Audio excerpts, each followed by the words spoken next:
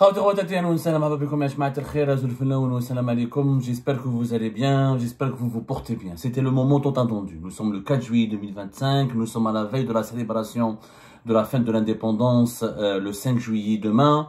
Et comme on l'avait expliqué de cela 48 heures, la décision de Tebboune concernant l'éventualité d'une grâce présidentielle pour l'écrivain franco-algérien Boualem Sansal était extrêmement attendue puisqu'elle va déterminer en partie et je dirais même plus que partiellement, elle va déterminer grandement le sort des relations franco-algériennes ou algéro-françaises. Il était attendu selon les promesses qui avaient été faites par de nombreux intermédiaires qui avaient parlé à des interlocuteurs français et les négociations, les pourparlers informels et confidentiels qui se sont tenus durant ces 2 derniers mois, ont fait croire à plusieurs hauts responsables de l'État français que Abdelmajid Tebboune va faire un geste d'humanité et de clémence à l'égard de Boualem Sansal et que juste après son procès en appel qui a été organisé le 24 juin dernier, le verdict a été prononcé le 1er juillet dernier où il a été condamné à 5 ans de prison ferme. Donc sa peine initiale dans le procès en première instance de fin mars 2025 a été maintenue. Il s'avère que donc il était question d'attendre le 5 juillet pour trancher définitivement sur le sort de Boualem Sansal. Boualem Sansal n'a pas fait de pourvoi en cassation, il n'a pas fait d'appel, il a accepté le verdict de la Cour d'Alger qui confirme encore une fois sa peine initialement prévue par le tribunal d'Al-Baïda le fin mars 2025. Donc, il lui restait qu'un espoir pour retrouver la liberté, c'est une grâce présidentielle d'Abdelmajid Tebboune. Sauf que la décision est tombée aujourd'hui et les proches de Boualem Sansal peuvent se sentir légitimement bouleversés. La France, les dirigeants français, je crois qu'aujourd'hui, ils vont se réveiller avec la gueule de bois, ou demain plutôt, ils vont se réveiller avec la gueule de bois. En tout cas, ils sont d'ores et déjà choqués. Il y a une onde de choc au sein de la classe politique française. Abdelmajid Tebboune refuse de gracier Boualem Sansal. Il l'a pas dit clairement. Il n'y a pas eu de communiqué ou de déclaration ou une prise de position officielle de la part de l'État algérien ou de la présidence algérienne ou de la part du président de la République Abdelmajid Tebboune. Mais il y a eu ce communiqué de la présidence algérienne qui est tombé de cela 2 heures au cours de cet après-midi de ce 4 juillet 2025 sur la page Facebook de la présidence algérienne. Ce communiqué nous informe qu'à l'occasion du 63e anniversaire de la fête de l'indépendance et de la jeunesse, parce qu'en Algérie, c'est la fête de l'indépendance et de la jeunesse, le 5 juillet, le président de la République Abdelmajid Tebboune a signé, après consultation du Conseil supérieur de la magistrature, 2 décrets présidentiels. Le premier décret concerne des mesures de grâce touchant 6500 détenus. Il y aura 6500 détenus qui seront graciés et donc qui seront remis en liberté dans les heures à venir et dans les jours à venir. Le second décret est en faveur des détenus ayant obtenu des diplômes d'enseignement ou de formation pour la saison 2024-2025. Il concerne 297 détenus ayant réussi l'examen du brevet d'enseignement moyen en attendant les résultats de l'examen du bac. Donc les détenus qui sont emprisonnés en Algérie, qui ont passé les épreuves du bac, du BEM ou du bac ou des épreuves scolaires, qui ont réussi à obtenir des diplômes ou le BEM ou le bac, et ils vont être graciés, ils seront graciés. On ne sait pas quel type de grâce leur sera appliqué, mais éventuellement, le communiqué n'est pas très précis. Est-ce qu'il s'agit d'une réduction de peine ou d'une remise en liberté? En tout cas, ils bénéficieront d'une grâce présidentielle. Par contre, le communiqué est fini là-dessus, sont exclus de cette grâce présidentielle les personnes condamnées définitivement pour les infractions suivantes: terrorisme, tuerie, homicide, coup et blessure volontaire ayant entraîné la mort sans intention de la donner ou causé une infirmité permanente. Donc les affaires d'homicide, de tuerie, de crimes crapuleux, tout ça, sont exclus de la grâce présidentielle. Les détenus condamnés pour ce genre de crimes ne seront pas graciés. Agression contre les ascendants ou les mineurs, actes attentatoires à la pudeur, les affaires de viol, de trafic d'êtres humains, de trafic d'organes, d'enlèvement, incendie volontaire de biens, agression contre les agents de l'État, personnel de la santé, acte de sabotage ou destruction délibérée des biens de l'État. Les détenus condamnés pour ce genre de chef d'inculpation seront exclus, ne pourront pas bénéficier de la grâce présidentielle. Attentat et complot contre l'autorité de l'État. L'intégrité du territoire et la sécurité du territoire national, trahison, espionnage, falsification de documents officiels au public, usurpation de fonctions, titre au nom ou leur mauvais usage. Et là, malheureusement, c'est le cas de Boualem Sansal. Il s'inscrit dans cette catégorie-là. Je rappelle que Boualem Sansal, il a été condamné le 27 mars dernier et sa condamnation a été confirmée, renforcée par la Cour d'Alger le 1er juillet dernier pour atteinte à la sécurité nationale, outrage à corps constitué et détention de vidéos et de publications menaçant la sécurité et la stabilité du pays. Dans le cadre de sa condamnation pour atteinte à l'unité nationale, il est exclu de toute possibilité de bénéficier de la grâce présidentielle. C'est du moins ce qui explique ce que affirme directement le communiqué de la présidence algérienne, puisque les personnes comme Boualem Sansal qui ont été condamnées pour atteinte à l'intégrité ou à la sécurité du territoire national, ça veut dire atteinte à l'unité nationale, ou attentat et complot contre l'autorité de l'État, ne seront pas inclus parmi les prisonniers qui seront libérés ou qui seront considérés comme libérables ou bénéficiaires d'une grâce présidentielle. C'est la réponse, elle est claire. Boualem Sansal, encore une fois, son nom n'est pas cité. Mais il faut savoir qu'en Algérie, il n'y a pas que Boualem Sansal. Beaucoup de détenus politiques ont été condamnés pour au complot contre l'autorité de l'État, ou atteinte à l'intégrité du territoire, ou à la sécurité nationale, ou à l'unité nationale. C'est une accusation classique que l'on retrouve dans les dossiers de pas mal de personnalités politiques.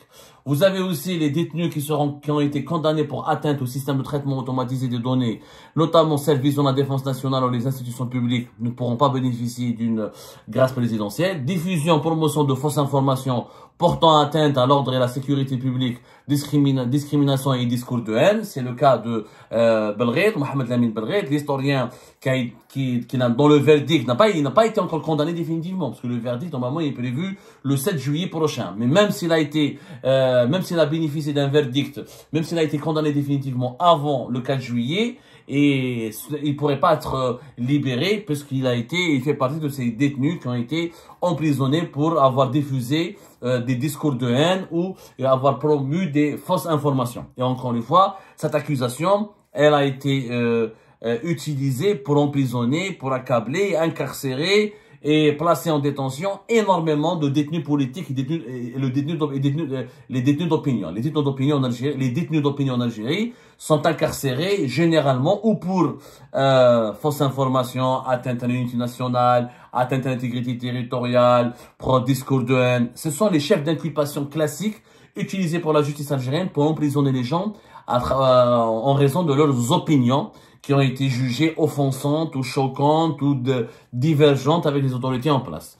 Corruption, blanchiment d'argent, fraude fiscale, infraction au change et mouvement de capitaux, falsification de monnaie, contrebande, spéculation illicite, fraude commerciale, ça, les affaires de corruption et les dérivés de la corruption, les détenus condamnés pour ce genre d'affaires ne pourront pas bénéficier de la grâce présidentielle.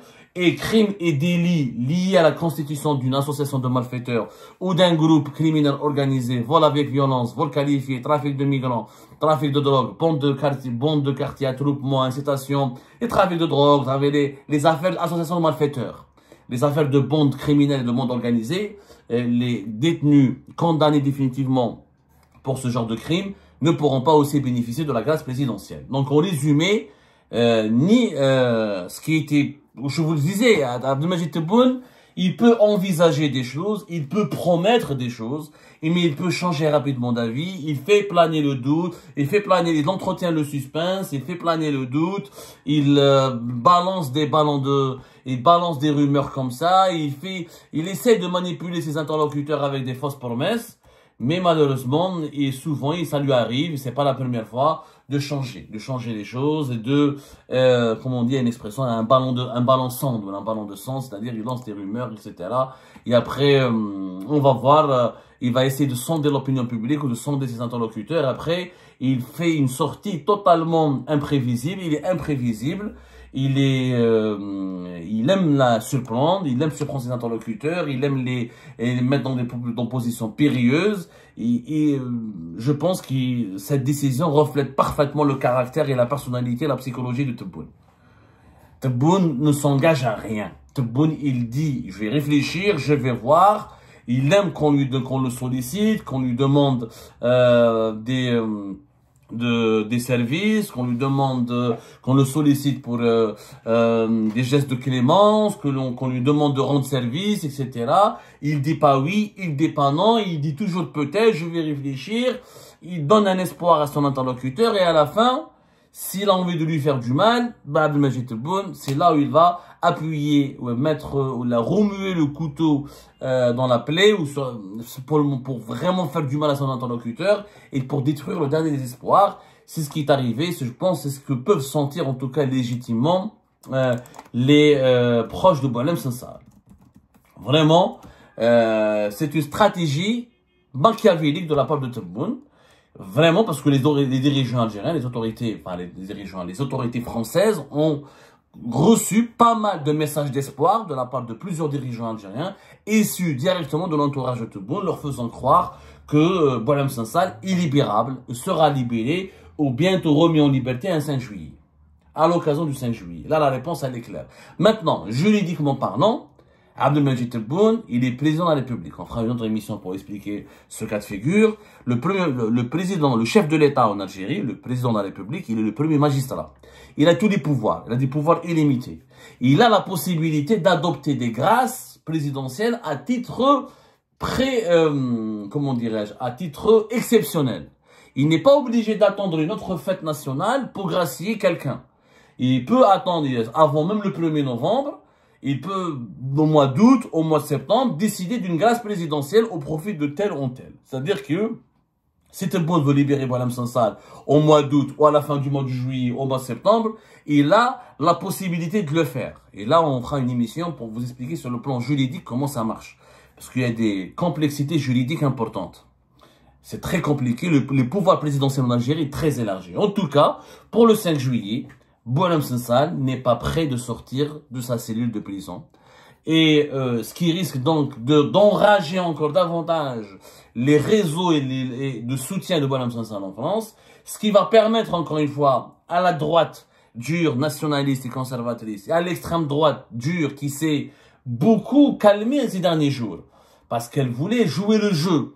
Les partisans de Boualem Sansal, les soutiens de Boualem Sansal, les mouvements politiques de la droite française qui étaient derrière, qui ont joué les premiers rôles dans la mobilisation de Boualem Sansal, ont accepté de se retirer, de se calmer, d'observer un certain silence ou en attendant un signal de la part d'Alger ou une bonne nouvelle qui leur parviendra depuis Alger, à savoir la libération de Boualem Sansal. Ils pensaient naïvement que Boualem Sansal serait libéré et va être libéré. Là, on a été très réaliste, on n'a pas voulu jouer le rôle du rabat-joie, mais on a été très réaliste. La diabolisation de Boualem Sansal est partie trop loin. Abdelmajid Tebboune, je ne voyais pas comment il peut le libérer. Il est parti trop loin dans sa détestation, dans ce processus de détestation et de haine contre Boualem Sansal qui est devenu aujourd'hui la figure du harki, de l'espion, du salopard, du traître, du sioniste. Et malheureusement, une grande partie de la population algérienne est tombée dans ce piège de manipulation et dans ce piège qui lui a été tendu par la propagande. Et beaucoup d'Algériens et d'Algériens détestent Boualem Sansal. Donc comment Abdelmajid Tebboune aurait pu le libérer après l'avoir diabolisé et fait de lui le plus grand méchant de l'histoire de l'Algérie? Il n'aurait pas pu tirer aucun bénéfice, il n'aurait jamais pu tirer le moindre des bénéfices sur le plan politique.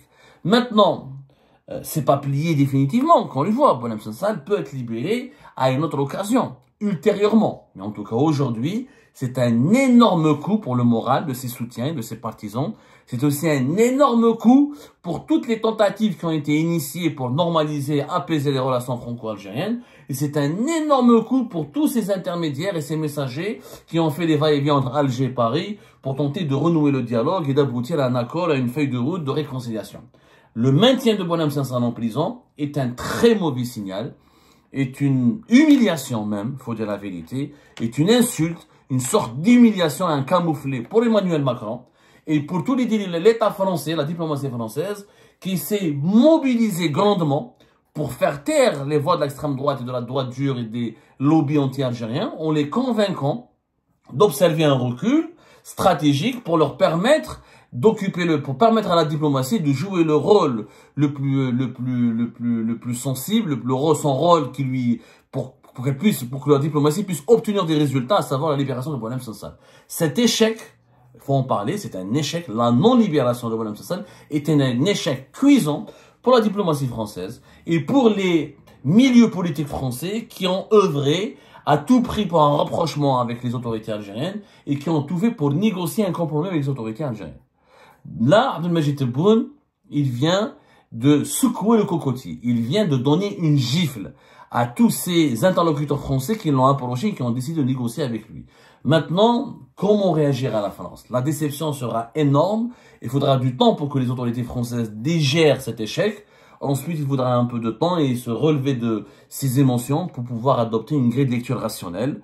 En tout cas, la non-libération de Boualem Sansal, elle ne manquera pas d'aggraver la crise et de déstabiliser Emmanuel Macron lui-même et de le discréditer d'ailleurs. Et elle ne manquera pas d'être exploitée massivement par la droite et l'extrême droite et les réseaux et les lobbies les plus hostiles à l'Algérie et aux intérêts de l'Algérie en France.